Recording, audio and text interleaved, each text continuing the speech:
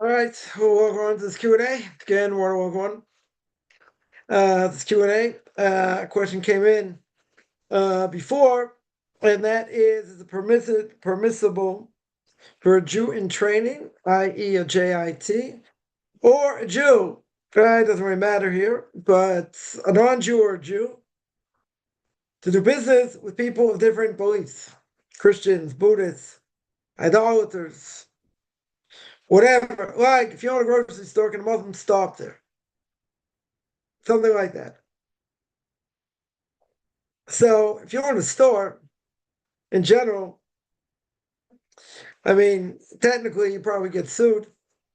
Yeah, if you don't allow someone to come in, right? They'll say it's discriminatory, right? If you had a business, let's say not a store, you had a business, whatever the business is, yeah, and you have a policy of only doing business with Jews or no odds. Yeah. Is it better?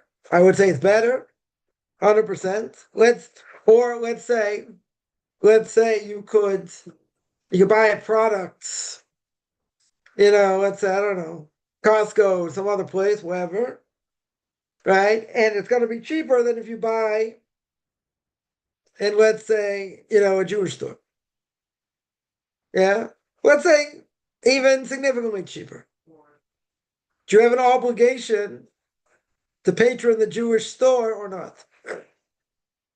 So I would say it's better. Still think it's better, give the Jew business, but obviously you're going to save money, and that place is more cheaper. So I'd say it's same quality.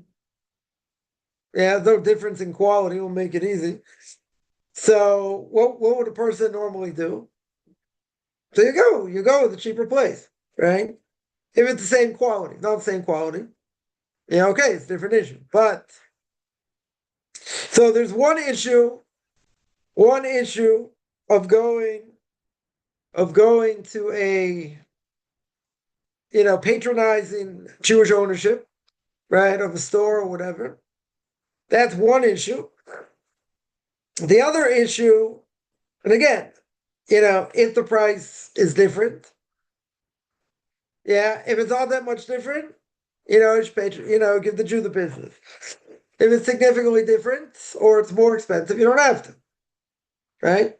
Not, with name Mishur Sadin, beyond the letter of the law, it's a good thing, right? It's a good thing. Obligatory? Not obligatory, right? Not obligatory. But the other question was,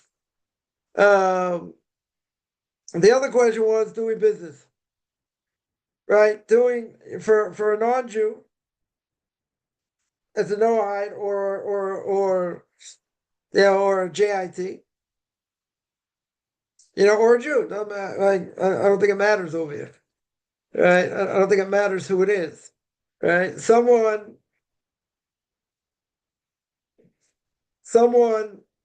who's going to do business with an idolater, a pagan, or whatever. So the Gemara says a few days before their holiday, you shouldn't. Whatever their holiday may be, right? Why is that? The reason is because if you do business with them, they're going to thank their idol, right? So it'd be forbidden. Especially on the day of their holiday. Yeah, on the day of their holiday, even a few days before, should be forbidden. That's what the Mishnah says in Avodah Zarah. It says at the beginning of Avodah Zarah, like 3 days before, you're not allowed to do business with a non-Jew on his holiday, right before his holiday. Now, what's the reason? The reason given is you're going to give them business. They're going to thank their idol, right? So that should be forbidden. That should be forbidden to do. Commentaries say, though, maybe on the day of the holiday, it would be a problem. A few days before, probably less of a problem. Why is it less of a problem? Why would it be outright permitted? Maybe they're going to, say, my God caused this, so I made money that way. Yeah, they're going to thank their idol or whatever. So the reason is, the Rush brings down Rabbi Asher, right? 4,000 years ago, all right, says that he's not the only one, others say it as well, that we are surrounded by non-Jews. Right? We're living amongst non-Jews. Not necessarily in our own enclaves. Right? Or, we're not in Israel. Whatever the case may be. So what happens? You have to visit with non-Jews. Right? We're interspersed with non-Jews. So we're interspersed with non-Jews. There's nothing to do. Right? It's kind of like it's an onus. It's beyond our control. You have no choice. Right? You have no choice. The only question is the day of the holiday itself. So the day of the holiday itself, right? Certainly, a Jew shouldn't do business with a non-Jew. The day before is holiday. 2 days before, we're not going to be stringent. Why? You need things, right? A non-Jew has, I don't know, he's got a supermarket. He's got, he's got other things that you need. Whatever, he's got a hardware store. Yeah. He's got things that you need. And you need it now. Right? You don't want to wait. Right? Yeah, you can say, well, I got an emergency. Something needs to be fixed. Okay. So you say, well, isn't that an onus? Maybe. It's beyond your control. Okay. But if it's not beyond your control, we are interspersed with non-Jews. They're surrounding us. We're part of their culture. So if that's the case, a few days before, what are you supposed to do? You need food, you need, I don't know, whatever you need. You can tell me, but they're gonna thank their God because of it. They may not, whatever. But you have no choice. Right? If you have no choice, it's not your problem. On the day of their holiday, yeah, that might be an issue. Right? That would be an issue. Because it's the day of their holiday. Right? So that's something different. That's something different. Now, the question is, again, which is a more general question, and that is, can you do business with people with different beliefs?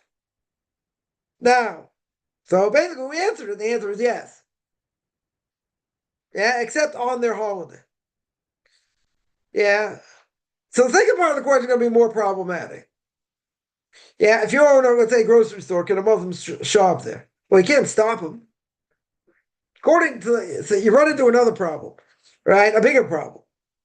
Yeah, even if you want to tell me he's idolatrous. Even if you want to tell me maybe he's going to agree to his idol. That he gave him, that he gave him business, whatever the case is. Okay. Even if you're going to tell me that, how can you stop him? You're going to put up a sign, no pagans. Like in America, back in the day, no Jews, no dogs, no blacks. Right? On the books, you can't do that. Right? Even if you have strong religious, views against, LB, whatever. Yeah. Those groups, you get in trouble. Get in trouble saying anything against them, even if it's a religious belief. So you get a problem with the law of the land. That's the problem. You won't be able to, in practical terms, you'll never be able to do it. Right? Again, how would you do it anyway? You're going to say, okay, no Muslims. You don't have any Muslims. They'll come and, you put a sign up like that, they'll burn down the place. No pagans. No people who practice Wicca. No homos. Or no same-sex marriage people. Practically speaking, you can't do that. You'll never be able to do that. It's against the law. Right? It's discrimination. So they say, who cares about discrimination? You don't want to do business with them. Very good. You're not going to have a choice. Right? As we said before, we're interspersed with non-Jews. If we're interspersed with non-Jews, there's nothing to do. They want to come shop, they can come shop. Yeah, it's better not to do business with them? I would say yes. We won't survive otherwise. Right? There's not enough Jews in the world. Only have Jewish clients. Right? Very rare if you could do that. Again, it depends what type of industry also. But, in general, you need non-Jewish clients. Right? You need non-Jewish clients for a livelihood. That's the bottom line. So if that's the case, that's it. But again, practically speaking, you can't stop them. Anyone who wants to come and buy something, you can't stop them. Certainly according to the letter of the law. Right? Wouldn't it be better you have, it doesn't matter what a person sells, what the business is. Wouldn't it be better only to work with Jews? With Orthodox Jews? Yes. No height? Yes. Is that going to be practical? I don't think so. Not going to be practical at all. If you live it, in a really religious neighborhood. Yeah. So you could say, well, if you live in a religious neighborhood, how many pizza stores and restaurants and this, that, yeah, Jews can sustain it. You got a big enough area. Big enough clientele. You can sustain it. Right? You don't need non-Jews to come in. Non-Jews will come in anyway. Yeah. Some will come in. But where's the main clientele for these stores? What is it going to be for? For Jews. For Orthodox Jews. So a person lives in a totally Jewish neighborhood. Yeah. Again, you can't stop non-Jews from coming in. But practically speaking, yeah, unless you're a national brand or whatever, practically speaking, where's your business going to come from? From Jews. That's where it's going to come from. Or coming from non-Jews. But the question is doing business with non-Jews. Right? So the Rosh and others say you won't survive otherwise. In general. You won't survive if you don't have their business. They need their business. Can you get benefit from their money? Let's ask like that. Forget about their beliefs. This is very part of their beliefs. Yeah. Someone is an idolater. Yeah, a pagan, whatever. Can I get benefit from their money? So in general, the answer is yes. Unless you know that the money they're using, they got from idolatry. Yeah, there are two things that something forbidden transfers to money. One is idolatry. The other is sabbatical year produce. Meaning, if a person, someone told me in a certain country, go to the post office, yeah, besides selling stuff you need, I don't know, send things, to people or overseas or whatever, they sell idols. Someone told me at the post office, they sell idols. Now, if they sell an idol there, all that money has idol worship on it. Even if the money changes hands, still has, idol worship money on it. So you can't get change. So even if you were in such a place, the only way you can pay for something is either by credit card, check, or exact change. Why? Because if they got money for idolatry, then that money is strafe money for you. You can't get benefit from it. Doesn't mean you can't shop there. Yeah, you buy other things there. Okay.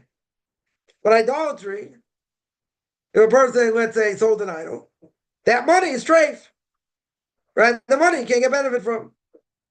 So you want to buy stamps, you're going to say, I'm not buying anything for idolatry. Very good. So you want to buy stamps, you're sending something overseas, whatever it is. Okay.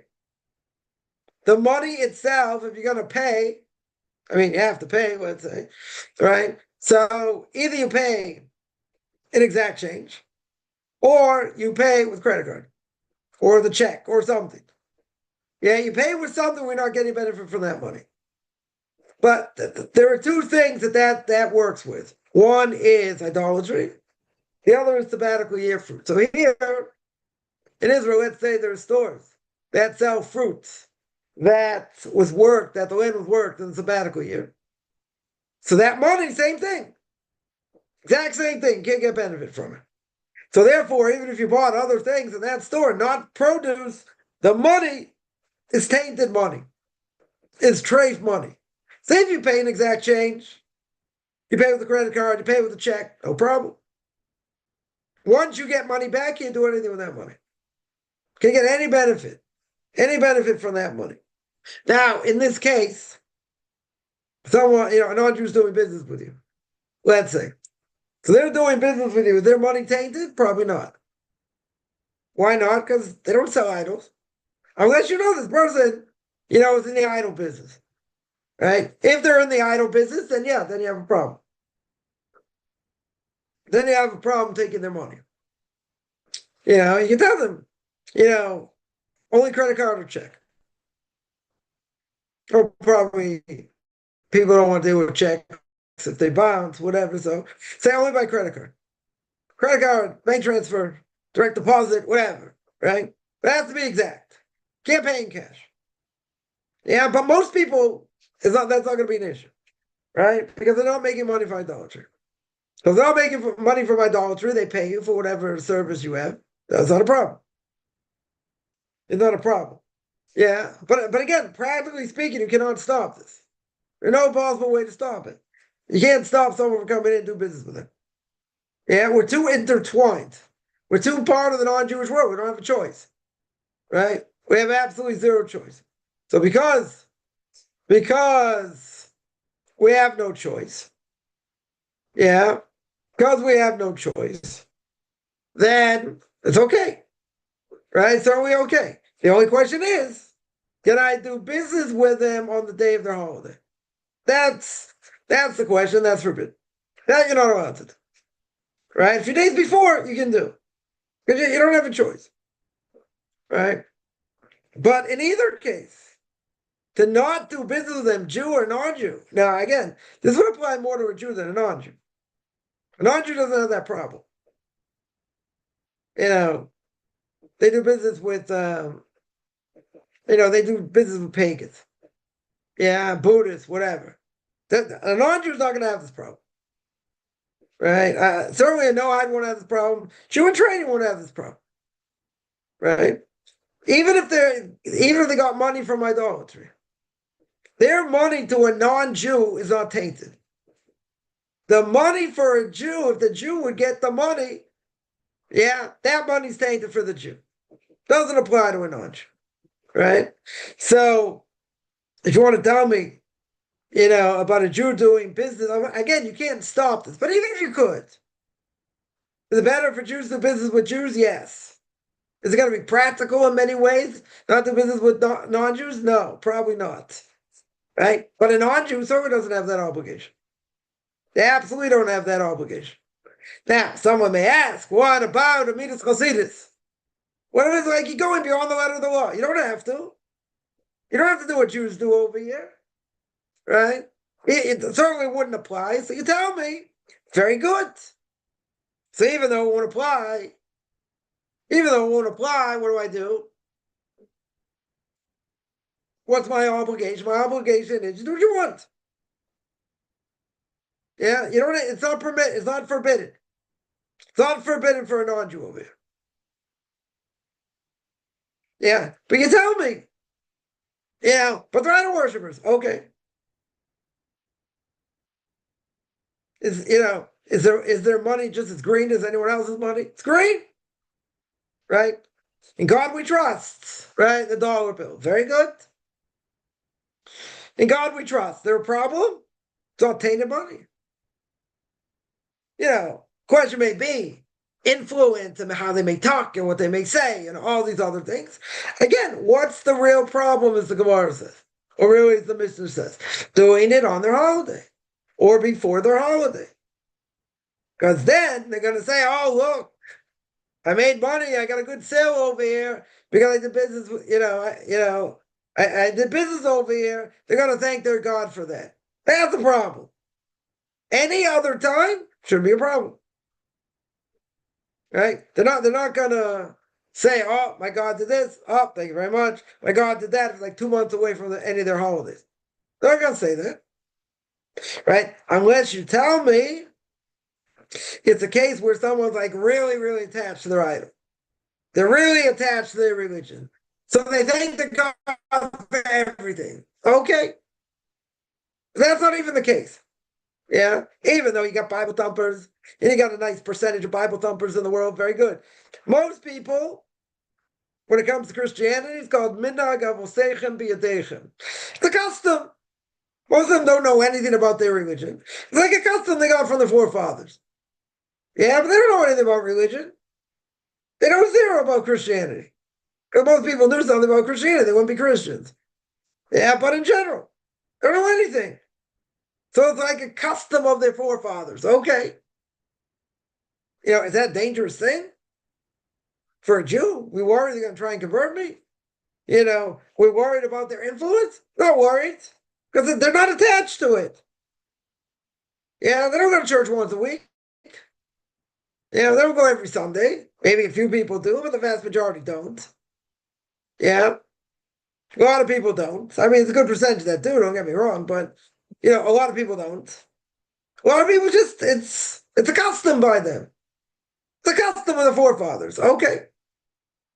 Well, what would you do in a case where this person's like a real Bible thumper? They pray all the time. They take their idol all the time, this and that. That might be a problem. That might be a problem. But for most people, that wouldn't be the case. Right? Certainly by Christianity, it wouldn't be the case. Now, what about Islam? Islam's a good question. We're not talking about, secular Muslims here. Talking about the real thing. Praying a mat 5 times a day, wherever. Okay. So they're always thinking Allah. Now again, is that a problem for us? Not a problem. Same God. Right? They believe in one God. And we believe that's not idolatry. Someone's going to tell me his opinion that Islam is idolatry. Yeah, we don't hold that way. So we hold it's not idolatry. But again, what if they're really attached to their religion? Would that be an issue? Could be. Would that be the same as doing it on their holiday? I don't think so. I don't think it's the same. But if they're going to sit there and praise, if they're going to sit there and praise Allah, that's not a problem for us. That's not a problem because the same God. If they're going to, even with paganism, whatever, that'd be a bigger problem. That'd be a bigger problem. But again, you run into the same issue. Same issue is that you live amongst non-Jews. You got to do business with them. That's the way you're going to survive. Yeah, you do business with them. So that being the case, it shouldn't be forbidden. Now, the only thing is, as we already answered, someone's going to say, but, at the end of the day, you want to discriminate against pagans. You want to distinguish against LGBTQ, whatever. Pagans, Buddhists, whatever. Yeah, according to the law of the land, you won't do that. You will not be able to do that. And technically, they can sue you. It's like happened a number of years ago. 2 guys go to a florist, they say, we're getting married. We want you to do the flower arrangement. The guy says, no, I don't believe in your kind. You want to get married? Your choice. I believe differently. Take him to court. Say, we want you to do the flowers. You're the best flower arranger there is. We're willing to pay top dollar. You have to hire us. Yes, they say, what about separation of church and state? What about that? Why can't he decide who he wants to do business with? Or someone comes into a county clerk. I think it's a similar thing. 2 guys get married, and the person works there, works in the office, whatever. They want them to fill out the forms. It's like, I'm not doing it. Against what I believe in. Now, filling out the forms is like saying, I agree with what you do. Or you tell me it's my job. I don't, they can stand up and down, yell and scream. I'm only doing this, I'm only doing this because it's my job. I'm not doing it because I believe in it. Now, the question is, does that help? Right? And this is a whole big issue a number of years ago. The big issue. Yeah, what does a Jew do in that situation? So you can't acknowledge it. You can't say it's a good thing. Question's going to be, can you sign the documents? Or not sign them, can you help them fill out the documents? Is that considered like you agree with what they do or not? It's a good question. Because simply a person can say, and they can make very clear, this is not, I don't believe in this ideology. I don't believe in this whole thing. It goes against the Bible. It goes against God's, right? I'm only doing this because of my job. Now, let's say they would say that. Let's say. I don't think their boss going to be too happy, with them saying that, right? Wouldn't be good publicity, right? Wouldn't be, good publicity, for sure. Question would be, he gets negative publicity because of it, even though it's a county courthouse, let's say. Does he have the right, or she have the right to fire them? They say you got to serve them. Anybody who comes in, they want to get married. Yeah? They want to get married. They're white, black, Asian, Puerto Rican, purple, polka dots. It doesn't matter. They want to get married. They want to get married. So you work for the county clerk. Your job, among the jobs, is to help facilitate that. Is to help them with the paperwork. That's your job. Part of your job. I say it, I'd love to help, but I can't do this with a clear conscience. So they do it without a clear conscience. Right? I can't do it with a clear conscience. Why can't you do it with a clear conscience? Because the Torah says it's an abomination. Yeah? Not you, God forbid. No offense. The act itself is an abomination. We won't get that far, but to say I'm not, according to the Bible, I'm not allowed to do it. I cannot sanction it. There's going to be very bad publicity, especially if you live in a place that's very left, right? Right? Very lefties, we'll call them. Because, hey, two people, two consenting adults, that's your job, do it. You got an obligation, that's your job. Well, what do you do? Right? In this case, the person refused. In the case of the Floors, refused. And they had all kinds of legal problems. If I remember correctly. They had legal problems. And I said, you have to serve us. You can't discriminate, that's discrimination. So on the books, that's discrimination. That's the law of the land. So now the question is, even though it's the law of the land, is there any leniency here? Is there a leniency to do it? Because again, what could a person say easily? I don't believe in what they're doing. And I would say it straight to their face. But my job is, whoever comes in, I have to push the papers. Right? If a person comes in with an animal, not so far-fetched today. Yeah, a person will come in with an animal. They want to get married. Come on, bestiality. Really?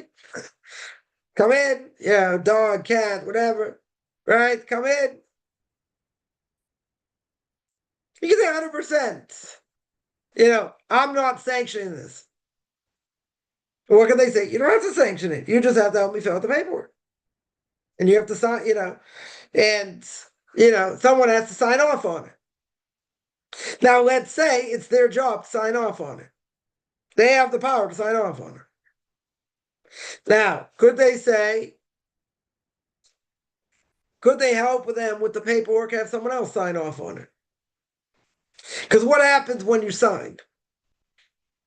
When you sign, you're declaring this is legal. But it's more than that. According to the state, country, whatever, wherever you live, they have the right to do whatever.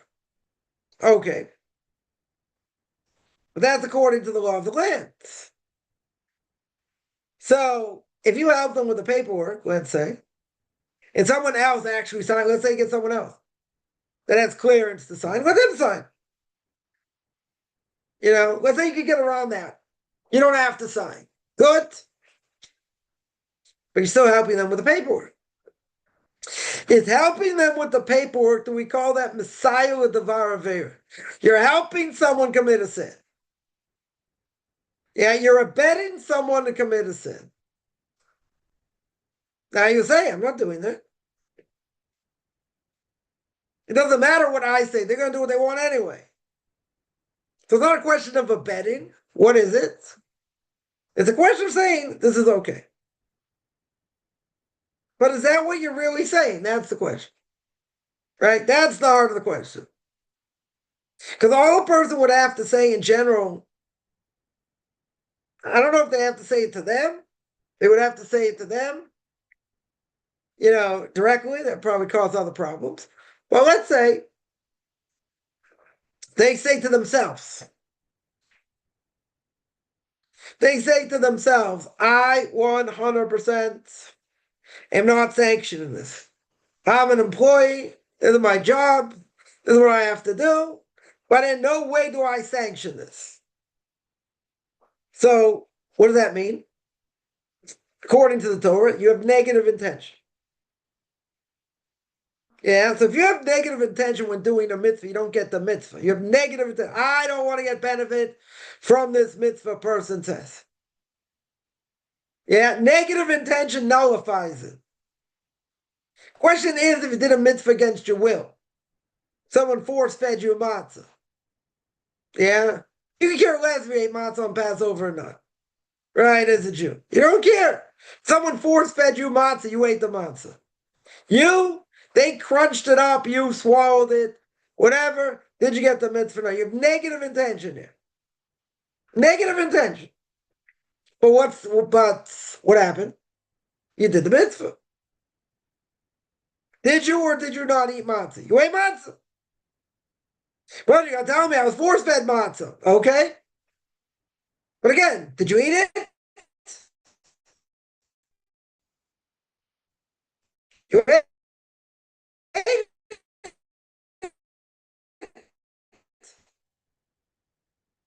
Negative intention. I can't where I didn't actually do the action. Yeah? Here, I did the action. It doesn't matter what my intention is. So over there, by matzah, you're telling me totally different case. Why is it totally different case? Onus! It's beyond my control. Two people held me down, opened my mouth, force-fed me matzah. What do you want from me? I was forced into it. But you ate the matzah, right? Another case brought up a number of times. Someone wants to buy a piece of property you own. They're willing to pay top dollar. You don't want to sell. So they hang you over a cliff. They say, going to sign? Say no. They get ready to drop you. Say, okay, I'll sign. But in the back of my mind, even if they say out loud, they say, I had never intention to sell. And if I could get the land back, I would. And this is total onus. But they signed. They end up signing.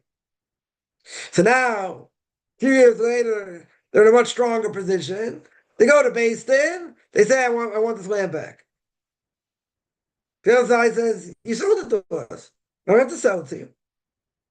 Said, you sold it to us. Said, remember, you held me over a cliff. Yeah, I signed under duress. The Beis Din looks at the document. Looks like a good document. Yeah, it's a good document. And they're going to ask him, did you have intention to sign? They're going to say yes. What's he going to, but he's going to say, but that's only because they held me over a cliff. So what's the halacha? Practically speaking, he signed. The Beis Din's going to look at the document and say, you signed? Because there are two important things here. First important thing is, I got a legal document, binding document, signature. Doesn't matter what his intention was. They're going to say, did you have it? That's the first thing. I got a clear-cut document. And I got a second thing, which is just as equally important. And that is he had intention to sell it. He had intention to sell. So we call that is a Gamar Umatne. He finished. He signed it. He acquired it. The other side acquired it. It's a good deal. You're going to say it's crazy. But again, I have a signed document. Even though it's signed under duress, he had intention to sell it. So the basis will say, did you have intention to sell it? Yes or no? He had intention. But he's going to make one caveat. He's going to say, come on, I was being held over a cliff. So what do you want? I was being held over a cliff. It's not my fault. The basis is going to ask again.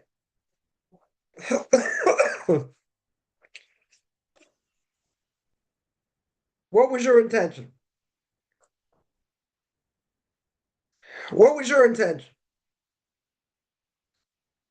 Was your intention to sell? Or not to sell? And this person's going to say, my intention was to sell. That was my intention.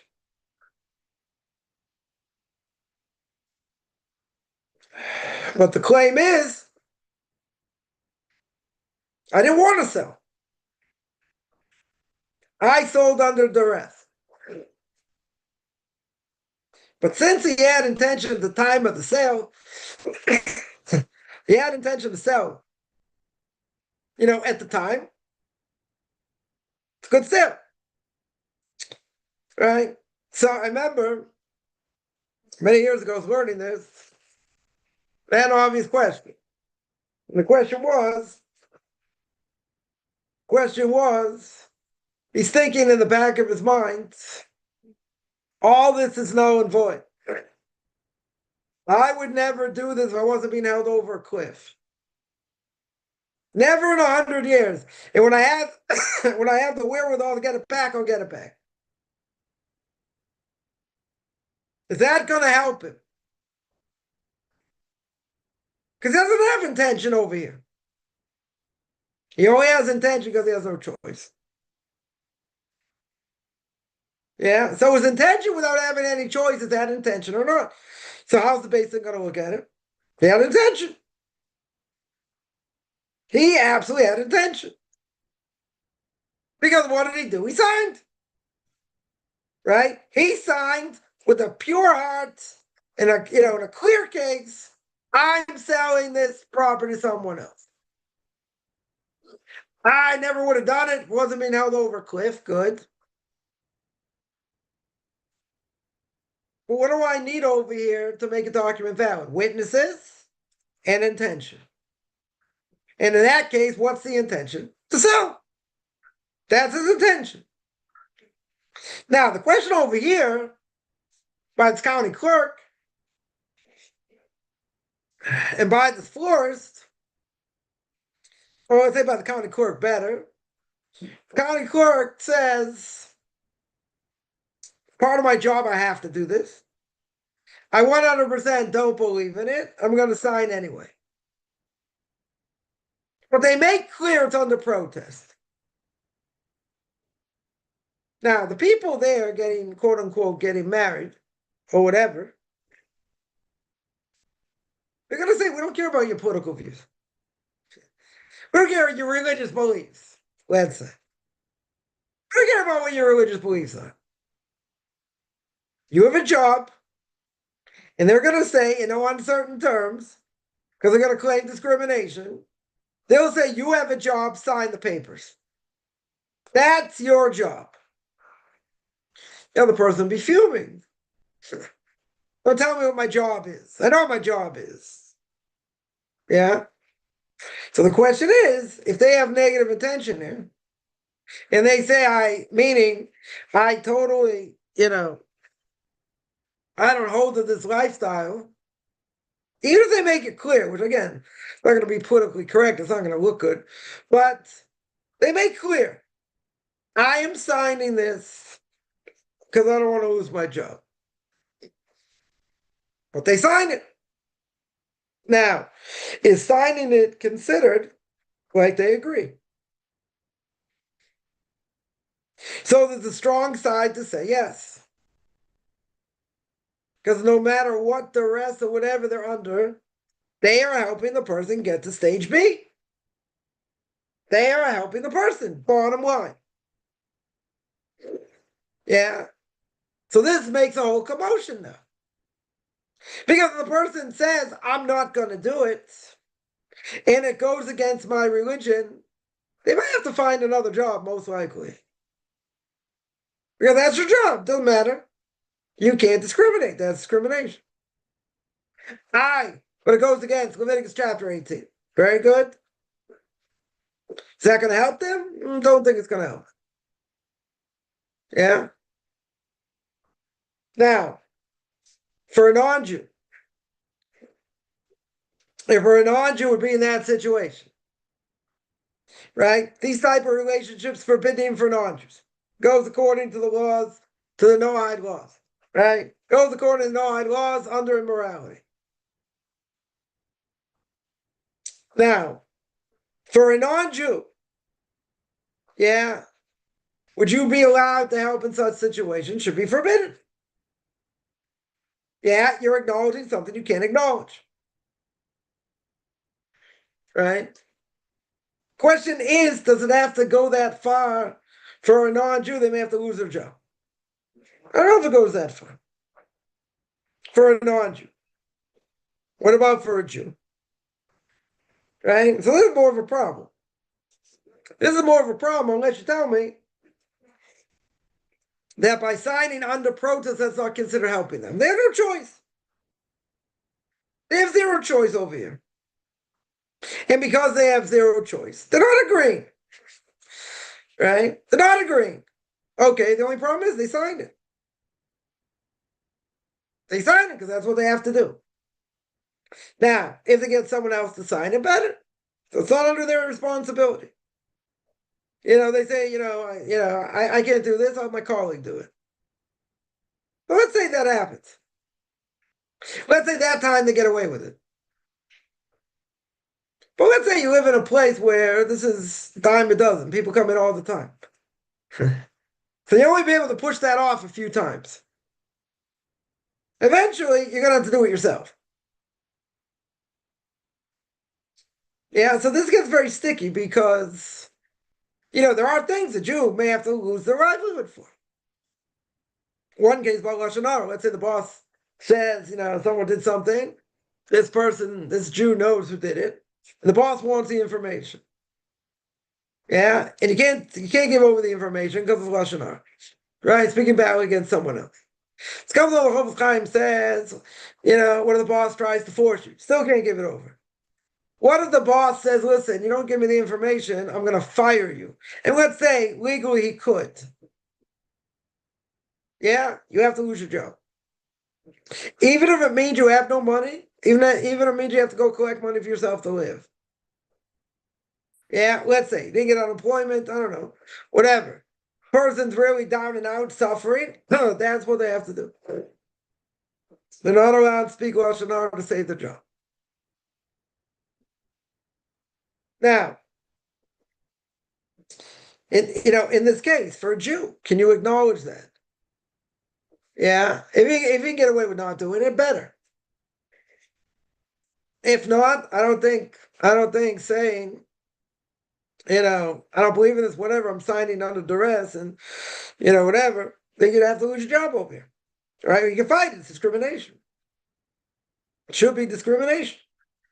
Right? But, in those cases, there's a huge stink made. Huge stink made. From the other side, you have to serve us. That's your job. Again, someone comes into a store, they're rowdy, this and that. Okay, that's a different issue. But you have a service. You're providing the service. Yeah, whoever comes in, you have to provide the service. Under most circumstances. So someone comes in, I don't know, A Buddhist comes in. You say, no, sorry, I can't serve you. You're a Buddhist. So that's not going to fly. That's not going to work. Yeah. Because it doesn't matter if he's a Buddhist or not. You can do business with him. If you're an employee, it's easier. You don't know the business. Yeah. So you can serve them. It's not a problem. And their money's not from idolatry. But again, what if a person, is looking for other business? They are, what do you call it? Prospecting. They're networking. That's the word. They're networking. Yeah. So who are we going to network with? You network with people of your own. You network with Jews, very good. But you're also going to network with non-Jews. Is that a problem? Not a problem. When it's not idolatry. Yeah. And that's going to keep a person having a livelihood over here. Not just going to be just through Jewish, Jewish businesses. How it would be that Jews can only have to do business with Jews. How That's not the case. In most cases, not the case. Yeah. Be an issue. Otherwise, it shouldn't matter. Even if a non-Jew, say Christian or Buddhist, whatever, every time they're praising their God, no matter what happens, right? Like we say, we say Baruch Hashem, Hodol Hashem, thank God, we should say it all the time. Tzrat Hashem, with the help of God, Baruch Hashem, God's blessing. We should be saying that a lot. Okay, so what the non-Jews saying? And they're saying it to a false God. Okay. Just because they're attached to their God doesn't mean I can't take their money. It is. Yeah. I can do business with them. And they say, thank God, this, that, and they kiss their cross. Okay. So on their holiday, that'd be a problem. Otherwise, it shouldn't be a problem. But again, in this case, it's kind of a moot point because in this case, either way, you're not going to be able to say, well, sorry, I can't serve you. You're idolaters. Can't say that. That'll never happen. Yeah. They can sue you. They easily can sue you. They can say you have a right to serve me. They didn't do anything wrong. Let's say they weren't rowdy, nothing. You got a service, you have to provide the service. Yeah. Someone asked, doctor, is a Muslim, is that allowed? Why not? Shouldn't be a problem unless you think it's going to kill you. Right here, you get a lot of people that, let's say dentists or even doctors that are Arabs. Yeah, same thing. You're to be treated by an Arab doctor. Why not? If there's a trust issue, I would think. Listen, if they do something wrong, they'll fire them straight away. But you don't want to be, you don't want to be on the receiving end of that. But let's say a person has to have surgery. Yeah, you have to have surgery. The best doctor, and you can get the best doctor to do the surgery, is a Christian. Yeah, or even better, is a Muslim. And they know that you're a Jew, let's say. Are you going to be comfortable going under the knife? Yeah, but this person can save your life. Further, world-class expert, let's say. He can save your life. Now, is he going to try and kill you? I doubt it. Yeah, maybe, but I don't think so. Why? It will lose his job. Might be worth it. Yeah. Maybe it will be worth it. I don't know. But, is it better? Is it better to have, a Jewish doctor if possible? Sure. Certainly better than the pagan or a Muslim, no question. But if that's what's available, that's what's available. Just, pointing out, like, plenty of doctors that are Arabs. Especially here. What are you going to do? You say you're not going to go to them?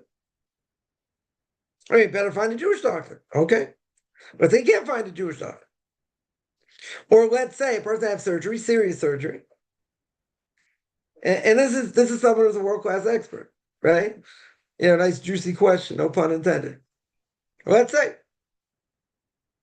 yeah, I would think the person might be nervous doing it. Let's say he's got no choice. This person can decide they want to do something against you, and God could stop them or not. It's not their interest, right? There's the whole question: could a Jew go to a non-Jewish barber? What's the problem? He might kill you. Potentially, he might kill you. What's the permissibility? Permissibility is you're sitting in a chair. There's a mirror there. You can see what's going on. And you're in public. So even if this non-Jew thought about doing it, there are a lot of things going to stop him.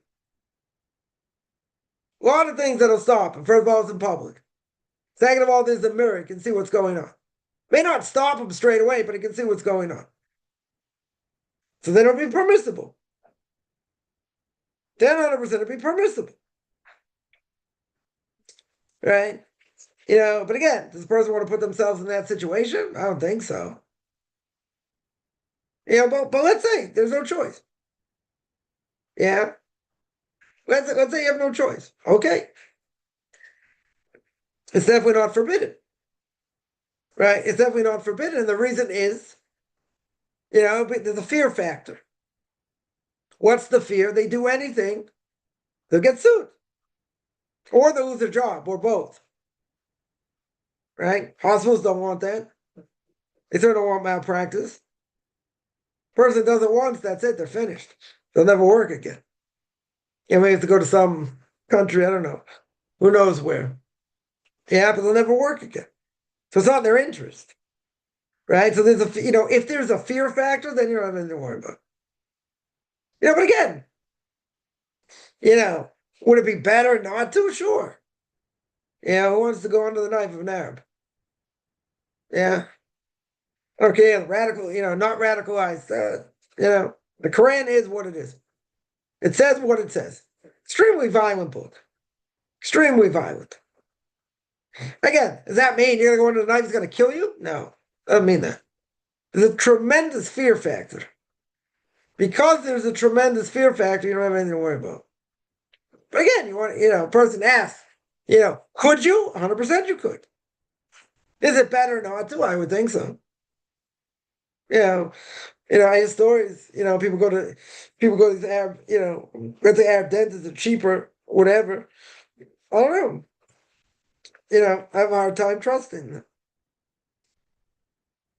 I'm not saying that work isn't good. Maybe it is. I'm not saying no, but they have a track record. They have a track record. So, if I had a choice, even if it was more expensive by a Jew, I'd take a Jew. Yeah, for sure. Right? There are two factors here. Right? One factor is, you're giving the Jew money, right? Let's say. That's one factor. The other factor is who they are. You tell me it's a Christian, a Buddhist, a Sikh, I don't know, a Hindu, I wouldn't be so worried. An Arab I'd be more worried about. They say you're going to bias against Arabs. Okay, I live here. We know who the enemy is. Yeah. In any field where they are, wouldn't trust them.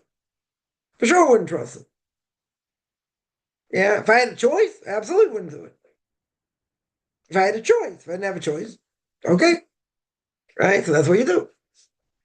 But again, if we're going to say there's a fear factor, yeah, there's a tremendous fear factor, then you don't have anything to worry about. And even if a person would say, even so, I felt PK, and even so, I don't want them, cleaning my teeth or whatever, and I don't want them operating on me, you say you got a problem with Arabs. Okay.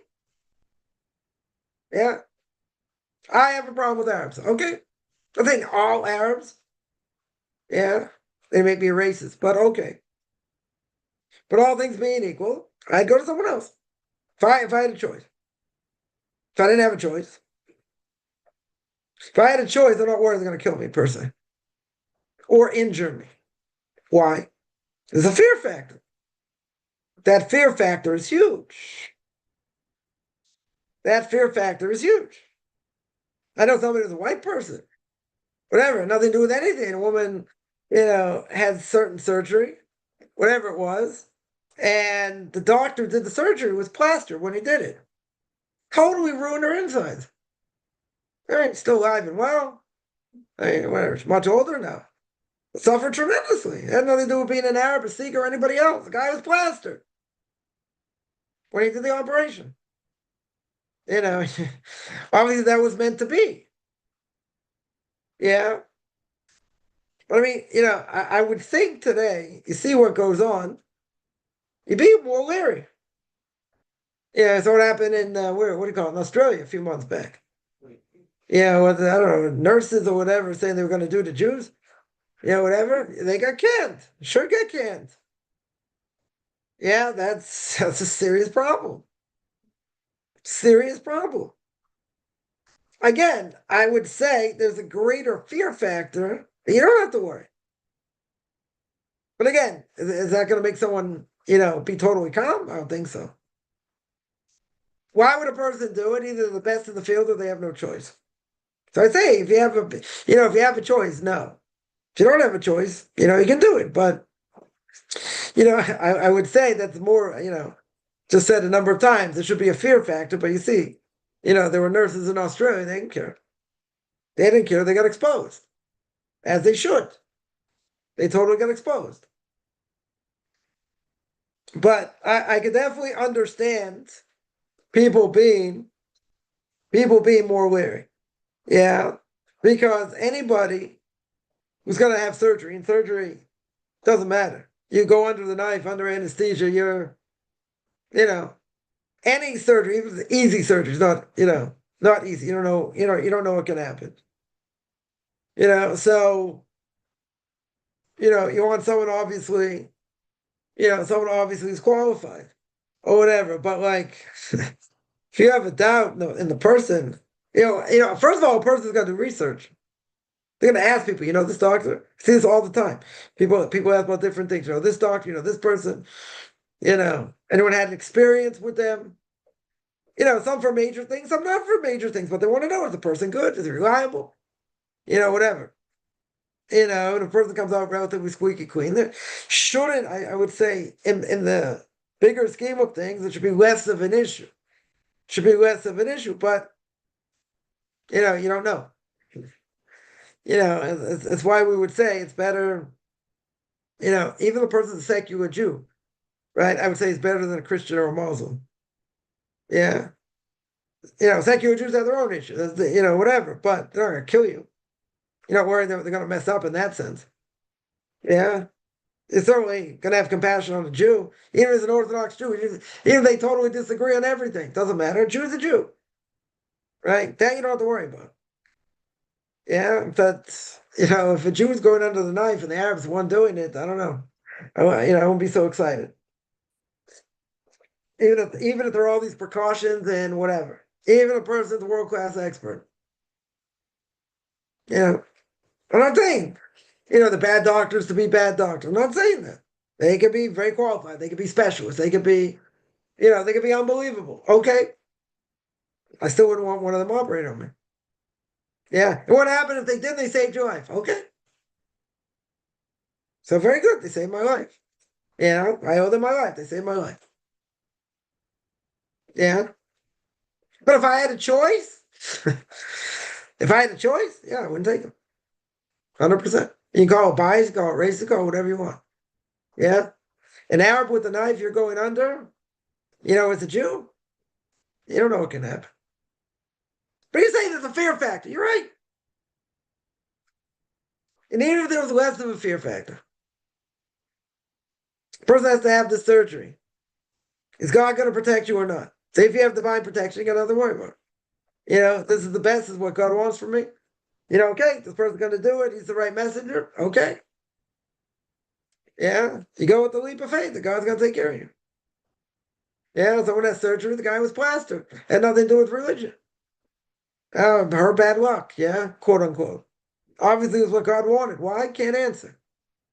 I just can't imagine such a thing. Yeah. Someone's gonna do surgery plastic. Yeah. Maybe thought it didn't drink so much. I don't know. I don't know what the case was. I don't know what the case was. It's a crazy thing. Nothing to do with religion. Yeah. I get a lot of flack for this, but it doesn't matter. Like, we have biases. Arabs don't like Jews. That's just the way it is. They don't. Some more, some less. Yeah. So if they want to live in peace and do all good things and all play the guitar and sing Kumbaya, very good. Yeah. People say not everyone's a radical. You're right. Not everybody is. So the ones that aren't radical, I don't have a problem with. The ones that are radicals, I have a problem with. Yeah. But anybody can be radicalized, they just don't necessarily show it. Some show it more, some show it less, but like, in this case, they don't want to lose their job. Especially if they're making good money. They're not gonna want to do that. So they'll say, I'll operate, so what? So I'll operate on this Jew. Big deal. I'm making money. I'm making good money. Is it worth it to lose money because of it? No, some may say, yeah, you gotta throw away your whole career because of it, because of this hatred, which is totally, illogical. I don't think so, right? Money talks over here. They're not gonna want to lose their job.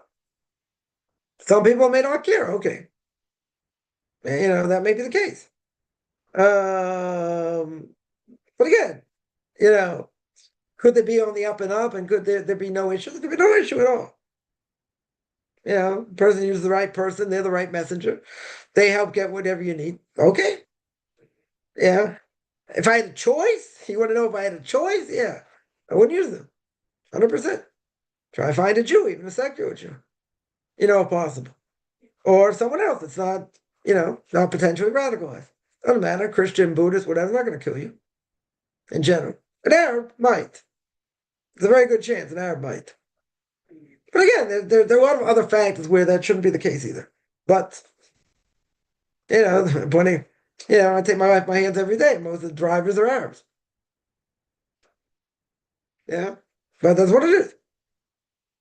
Yeah. Do I have a choice? I don't have a choice. Yeah. Well, Jewish drivers sometimes are just as bad or worse in some ways. Yeah. Probably in many ways. But, okay.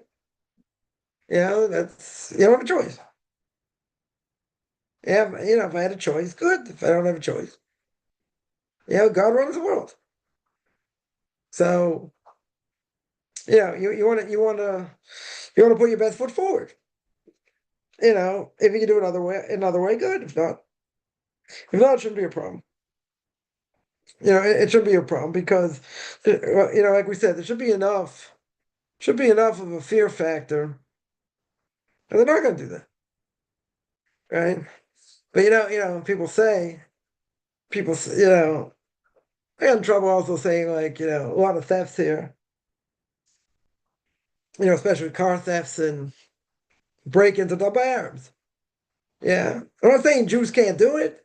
You don't have Jewish thieves. You have Jewish thieves also. Yeah, but here, if car got broken into, like, car got stolen, that's it. Probably in a chop shop in Gonzo, right? You'll never find it. Maybe you find like a hubcap or something. It's gone. Yeah, and who took it? Probably them. But these are what statistics show. Yeah, everybody in Israel knows that. This is not like it's not rocket science. I'm not saying, well, you just maligned the whole group of people. I didn't malign anybody. Those are the facts. Those are the facts on the ground. Yeah. That's what happens. So, again, someone had a choice. It's like anything else. You buy something, of value, significant value. You're going to check it out before you buy it. You're going to ask people, right? You're going to research it. Same thing, the same thing. A person gets an opinion they don't necessarily like from a doctor, get a second opinion. See if they corroborate. Yeah. You got to look into it before you do it. What's the reputation of the doctors? Anyone know him? Whatever. The person got a good reputation. Spoke to a number of people. You know, it's not a crapshoot over here. You're not shooting dice over here. A person's got a good reputation. It should be okay. I don't have to go, further. I have to worry they're going to kill me. I don't have to worry about that. Right? That's all I have to worry about. But again, would it be better to have someone else do it? I would think so. But, you don't have to. If the person checks out, there haven't been any issues. People have been happy with them. What should be the problem? It shouldn't be a problem. Unless you see there's a problem. If you heard someone had a problem or something like that, right? If you didn't hear anything, you do some research, whatever, you didn't hear anything, you didn't find anything, then it should be a problem. Right? 100% should be a problem. But, now you asked about a Muslim, right? So, again, anyone else, I'd be less wary of, much less wary of. Yeah, Christian, be less wary, Yeah, even a Bible thumper or whatever. I wouldn't worry about it. A Hindu, a Sikh, any of these people, Zoroastrian, whatever. Any of these pagans, I wouldn't worry. Not at all. A Muslim, I'd be worried. They have a reputation. And not all of them, obviously. Someone hammered me, because of this. He said, all Arabs are bad. I didn't say that. I said the ones who are terrorists are bad. The ones who want peace, I don't have a problem with. Still less trusting, but I don't have a problem with. You're not going to throw all of them under the bus. Not all radicals. Okay. But again, there's more inner hatred between a Muslim and a Jew than a Jew and a Christian or anyone else combined. That's the only question. Right? Someone else says, even Christians need a good second look. Okay. Yeah. But again, if it was between a Christian and a Muslim, I think a Christian first. Nothing to talk about. I wouldn't bat an eyelash. Yeah. Yeah. Can some be better than others? Yeah. 100% they can be better than others. I'd be more worried by a Muslim than a Christian.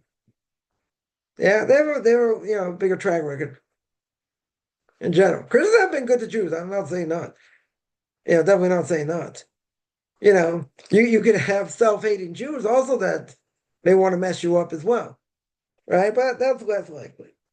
I mean, even if they disagree with you and whatever, you go under the knife, they're going to try and kill you and mess you up, and I tend to doubt it. Jews are compassionate people in general. They're helping someone save a life. They're saving a life. They're helping, whatever. Yeah. Could be, you're right. Could be some Christians aren't, also aren't good. Okay. Yeah, it could be, but I think Muslims would be worse. That's what I would think. Again, any of these things, you have to find the right person. Person needs therapy. You got to find the right therapist, right? You need Muslim. You need Muslim over here. Like anything else, buy a car, same thing. A car could be a lemon. Car could run, for 20 years. If you take care of it right. Or it could last 2 years. You buy an appliance. You say everything's made out of plastic, doesn't last very long. Okay. Some last longer, some don't. Whatever it may be. But you need Muslim for that also. For any of these things. Right? You need the right person. You need the right person. Whether it's a surgeon, whether it's a therapist, whether you're buying a car, all these things. All these, and a friend of mine bought a car that was a couple years old here, 2-3 years old, and it replaced the whole engine. Like a year later. Whole engine went. Yeah. So you can have good luck with a car, you can have bad luck. It's the same thing over here. A person, I know the story, my father, blessed memory, had a disc was being crushed by, it was a nerve being crushed by a disc. So they had to have surgery. But the problem with having surgery is that, they make an incision in the back, and, if they miss by like a little bit, it could mess a person up for life. So, whatever. He had the surgery, came out all right. Someone else, a similar surgery, I don't know, they missed, they're off like by like, millimeter or a little bit, they had back problems their whole life. the rest of their life. Why does that happen? It's what God wants, obviously. We don't understand these things, but yeah, things have to be, pinpoint accurate. And if you're a little bit off in certain things, well, that's not going to be good. You know, it's one thing, a person's like going under anesthesia. The joke, yeah, you see all the doctors with masks because you can't see who anybody is. And as you're about to go under, you hear, oops. You don't want to hear that, right? So, any type of surgery, any type of surgery is dangerous, no question. No question. But, it's got to be done. It's got to be done. And you're hoping for the best. You're hoping how your body's going to react. And you hope you have the right messengers, right? You have the right messengers. Could a person get messed up? Yeah. Why'd they get messed up? Because God wants you to get messed up. But I think this person went under the knife. They wanted the doctor to be plastered and operate on them. I don't think so. They suffered for that for years. For years. But again, it's like anything else. You have to have the right person out at the right time, and they're only messengers, right? Remember, whatever surgery they do, they stitch the person up. They have no guarantee what's going to happen with this patient. They could say, this should happen, that should happen, according to the patient's history, blah, blah, blah. Yeah, there's no guarantee. They'll say, we've done everything we can. That's the most they can say. Doctor can only heal the flesh wound, right? A wound outside the body. Inside the body, they can cut, they can paste, they can this, they can do all kinds of things. When they stitch the person up, there's no guarantee for nothing how the body's going to heal. No guarantee. Yeah. So you can have the right surgeon. Yeah. He did exactly what he was supposed to do. Very good. And the body went kaput. Then the body's broke down. Now that could have happened, not happened, got an infection, different thing, a lot of different things can happen. But inside the body, you don't know what's going to be. You have no idea what's going to be. Yeah, the doctor could again. There's an expression. There's a Hebrew expression. The surgery was successful, but the patient died. Yeah, surgery can be successful, 100%. Yeah, how the person going to react to it? Again, they'll say based on medical history, based on where the person's holding now, and whatever. They can say this could happen, that could happen, the other thing could happen. Could they be, could they be accurate? Sure, they could be accurate. Can they be 100%? Can't be 100% because they don't know. They can say, well, maybe it gets an infection. If you get an infection, then we have to do this, or we have to do that, or there's no guarantee. There's no guarantee. All things being well, we said we did everything we can. We stitched it up, right? The person should heal 2 weeks, a month, whatever, to be, back to normal. Okay. If there are complications, different issue, right? But all things being equal, this is what should happen. Can they make mistakes? They can for sure make mistakes. But there's no guarantee. They have no guarantee what's going to happen to the person after they stitch the person up. There's no guarantee. They can tell you percentages, but there's no guarantee. But who knows how the body's going to react? Yeah, you don't know how the body's going to react. I can't pinpoint it. I mean, they can guess, but they can't pinpoint it. I mean, as we said before, any type of surgery is dangerous. If you don't have to have surgery, it's better. Yeah, and some surgery, yeah, person be laid up for a while. Take a while to bounce back and to heal and all that. Okay, but if you have to have surgery, you have to. I know someone else, well, I think a similar thing. A nerve being crushed against a disc in the neck, so they have all kinds of neck problems, neck aches or whatever, neck pain, let's say. But how you gonna fix it? Surgery.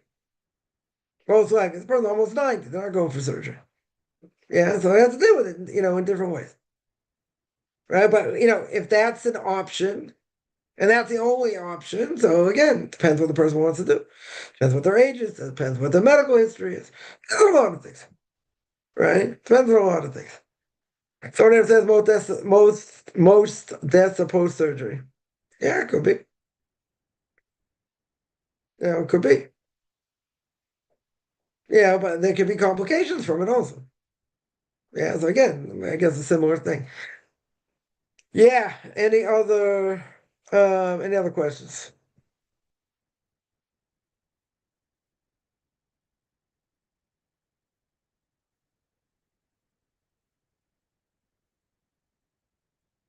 All right, I'm gonna stop here. Thursday there will be no class because it'll be Yom Kippur. So wish everyone a happy Yom Kippur. Whoever is going to fast, have an easy fast. Otherwise, I do this every Tuesday, Thursday, 10 o'clock Eastern time, 5 o'clock Israel time. Anyone has any questions, find me on Facebook at Chaim Kalben, Beyond Orthodox Conversion Judaism, OrthodoxConversion.com, Beyond Orthodox Conversion Judaism on YouTube. There are videos, Q&As, ethics for our fathers. Local Vidikich, want to send me an email, RabbiChaimKalben@gmail.com, RBBIChaimCoffman@gmail.com. Wish everyone a good